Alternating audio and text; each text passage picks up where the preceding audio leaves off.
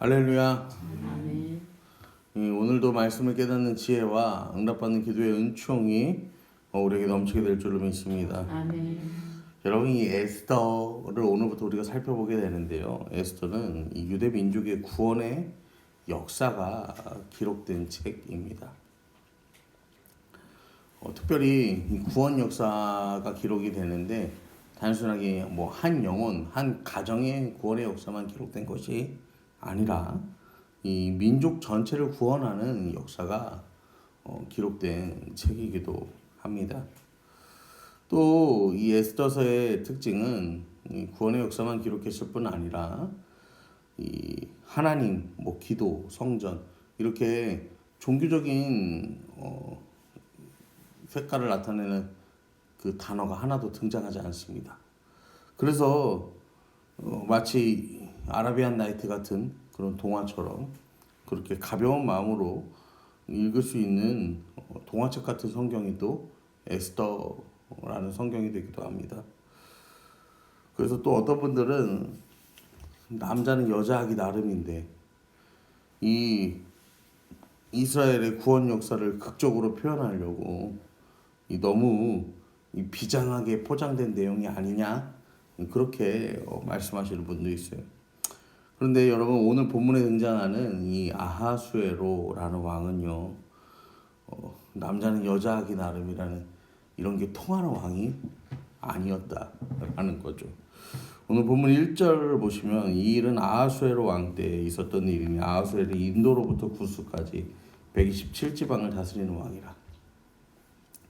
이 아하수에로라는 왕이 등장을 합니다. 인도로부터 구스까지. 그러니까 저기 겐지스 문명에서부터 저 구스하면은 나일강 문명까지. 겐지스 문명, 여기 유프라테 문명, 저 밑에 나일강 문명. 이 세 문명을요 통합해서 다스리는 왕이에요. 여러분, 이 나라, 이 제국이요 얼마나 크고 얼마나 강할지요 상상할 수가 없어요. 그 세 문명을 다 집어삼킨 거예요. 다 제국이라 불릴 만한 그 나라들을요 다 집어삼킨 왕인 거예요. 세계의 정복자야. 그 다음에 우리가 아하수에로라고 하니까 조금 이제 이게 세계사에서 그렇게 유명한 왕인가 이렇게 생각하실 수 있는데, 이 아하수에로 왕이요 헬라식 이름이 뭐냐면요 크세르크세스라는 왕입니다. 이거 어디서 들어보셨을지 모르겠는데 이 왕이 여러분들이 아는 영화가 있어요. 어떤 영화냐면은 이 300이라는 영화 기억하시죠?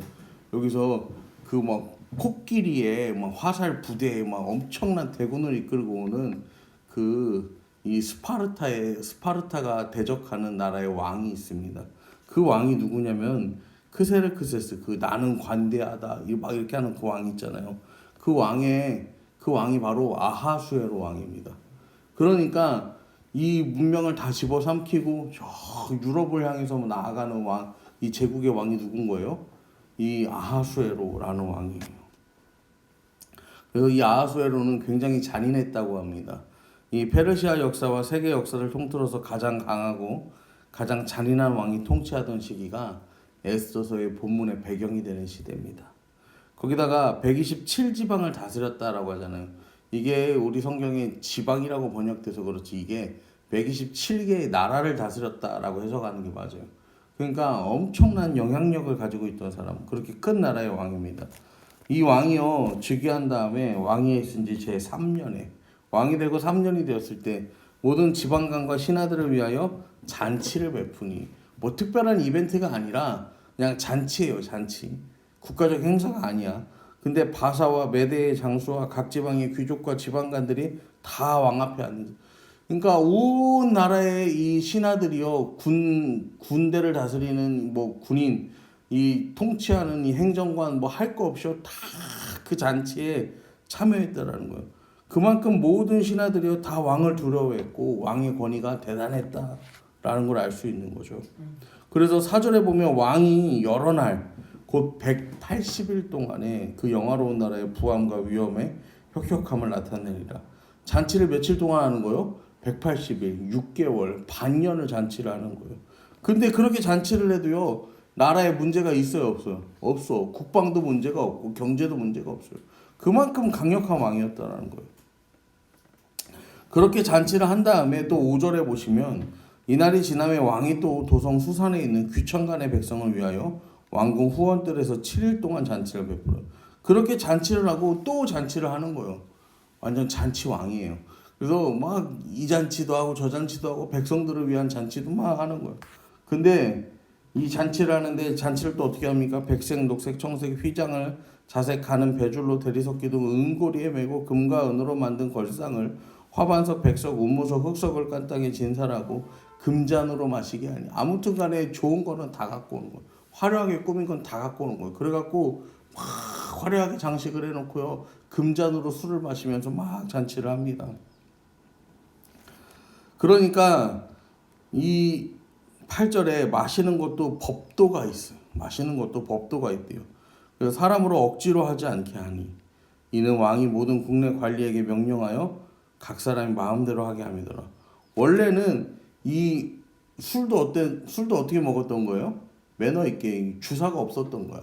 근데 이 일이 날려니까 이번 잔치에서는 이 180일 동안 잔치할 때는 매너 있게 먹었어요. 근데 이 7일 동안 잔치하는 가운데 무슨 일이 있는 거예요? 각 사람이 마음대로. 아무튼 간에 사람은요, 마음대로 하게 내비두면 어떻게 되는 거예요? 죄를 짓는 거야. 사람은 마음대로 하게 두면 죄를 짓는데 10절에 보니까 제 7일에 이 일주일간 잔치를 여는데 이 백성들을 위해 일주일간 잔치를 여는데 그 잔치의 마지막 날인 거예요. 그 마지막 날에 주흥이 일어나서 어전넷이 무만과 비스다와 하르보나와 빅다와 아박다와 세달과 가르가스 7사람을 명령하여 왕이 취한 거예요. 매너 좋은 양반이 술이 취했어요. 그 다음에 왕과 아스디를 정하여 이제 왕비를 데려오라는 거예요. 왜냐면은 왕후의 용모가 보기에 좋음이라. 아내를 자랑하려고 부르는 거예요. 이 아내가 사랑해서 결혼한 게 아니죠. 이 강력한 제국의 왕이잖아. 그러니까 여기에요, 예쁜 여자가 얼마나 많았겠어. 그 중에 가장 예쁜 여자를 데려다가 이제 뭐 한 거예요? 자기 왕비를 삼은 거야. 그리고 이제 자랑하는 거야. 그냥 자기 트로피 같은 거죠. 근데 이게 이제 문제의 출발점이 되는 거예요. 여러분, 하나님 없이 사는 인생들이요, 평소에는 괜찮아요. 평소에는 괜찮은데 스스로 잘 산다고 하는데 어떻게 해요? 스스로 그 선을 넘어요. 그리고 그 선을 넘고 어떤 식으로 끝을 향해 달려가는지를 성경에 보여줘요. 여기서부터 이제 일이 꼬이게 되고 에스더가 왕후가 되는 시작점이 돼요. 그런데 여러분, 아까 처음에 말씀드린 것처럼 에스더에는 하나님이라는 표현도 어떤 십자가라는 그런 이 신앙적인 단어가 전혀 사용되지 않아요. 그런데 이 에스더서의 저자가 이제 학자들이 추측을 해보건데 아마 이 에스라가 기록하지 않았을까. 그러니까 에스라 성경도 에스라가 기록했어. 그 다음에 느헤미야 성경도 누가 기록했어요?